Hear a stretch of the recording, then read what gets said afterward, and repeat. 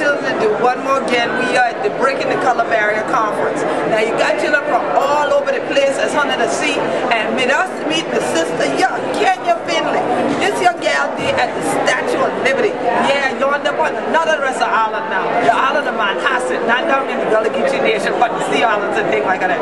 But Sister Kenya, it is so good to meet you. So good to meet you too. Now you know what? I had to have you come on here and talk about your job. What do you actually do at the Statue of Liberty? Well, right now I am a supervisor park ranger in the interpretation division. Now see, no one would ever think, I think, that someone that looks like you is there in the interpretive division at the Statue of Liberty. Because more often not, as you and I were talking about, people who are New Yorkers don't go to the Statue of Liberty unless it's a school trip. And people of African descent think, well, it doesn't have anything to do with this. Right. But now, as your job in interpretation, is that true or is that not true? That is not true. Okay. Because what I actually try to tell the children who comes in, and the adults as well, right, is that even though our ancestors were forced to come to the United States, right, is that it is a link with us, with the statue, with Ellis Island, with all. Because with the statue, it talks about freedom. Right. And with that, we, as African Americans here in the United States, are always trying for our freedom. Exactly. We are free today, we're not slaves, but we're still trying to break that shackle. That's right. Because we're trying to still strive to something more. Exactly. Acknowledgement in this country that we do give back to this country. We don't just take, but we actually give back, and we have flourished in this country. Exactly. And we built the country. And we built the country, right, and we want acknowledgement That's right. of that. Also with Ellis Island, I like to tell the folks with that, is that even though we did not immigrate to the United States, as a not by choice, for the most part, with the Europeans who were coming in. But when you think of immigration, you also, I tell folks, is to think about the Caribbean. Right. That when they decide to come to the United States, to the quote-unquote mainland, is that they bring with them their culture, their influence, and with that, our Renaissance. Yes, definitely. So you have these great writers, artists, and philosophers, scientists that, yes, they were not native United States members, but they immigrated to the United States, and with that, wealth of knowledge and artistic expression. And of course, we had Zora Neale Hurston, who was right from Evansville, right there outside the Gullah Geechee Nation, who then her and Hughes and others would express our language, and that's why all of them and the Caribbean people connected.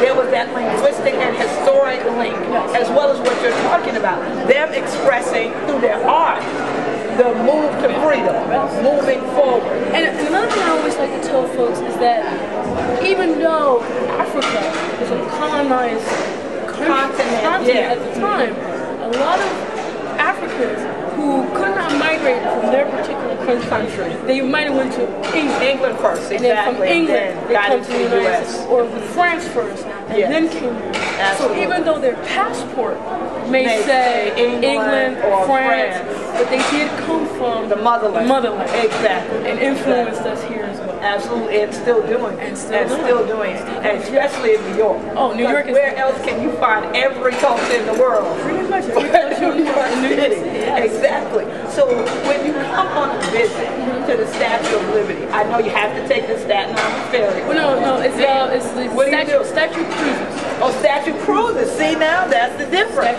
So you take Statue Cruises over and you approach her as you come. Now once you get there, now you mentioned earlier Ellis Island, and you mentioned the Statue of Liberty, but more people who've never been there tend to think of them as one and the same. Exactly. So now what is the dynamic? If you were to come over on Statue Cruises, what do you get to do when you get there? Okay, now for the statue, we do have reservations that you have to do. Okay. But it's different that you're just there for a day. You say, you know, I'm going to take the ferry over. Take the ferry over. You can walk around the island. You can get a ranger guided tour. You can take photos of the statue in the Manhattan skylines. And that. But if you do make the reservations through Statue Cruises, you can actually go inside the monument.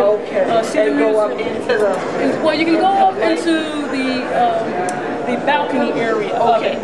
Now, if you decide you want to walk up to the crown of the statue, that's a whole other reservation for that. But as of right now, a lot of people just do the balcony area, because going up to the statue crowns, a lot of folks don't like it because it's a spiral staircase. Oh, yes. And so forth. And then when you finish with the Liberty Island, you can also go to Ellis Island, which is get on the boat and then cross over to the other island. So see, a lot of times, this is why I feel that you're here. This is why we do the work we do, to really educate people.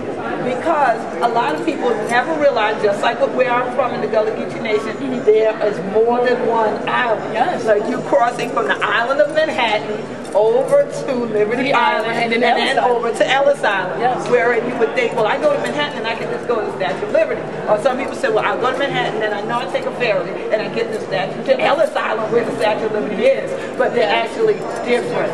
And so it's a great thing, though, to be in a place like this and for a conference like this. Oh, I love it. Yes, because everybody who's walking around has a story to tell.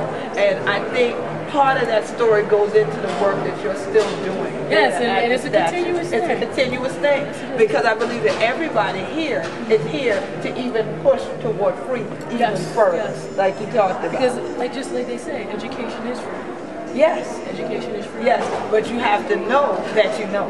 Yes, that is right. You have to know that you know. Because sometimes you learn something and people sit there and second guess themselves whether, did I really get that? Yeah, so now when you know that you know, then you can become free. Yes. Definitely. So Sister Kenya, I thank you for stopping by. And the next time we're going to see we together, we're going to be with me back on the island of Manhattan, crossing over on that ferry, we're going yonder, and then we gonna meet up and going way to the top. Now you know the queen gonna have to go into the crown.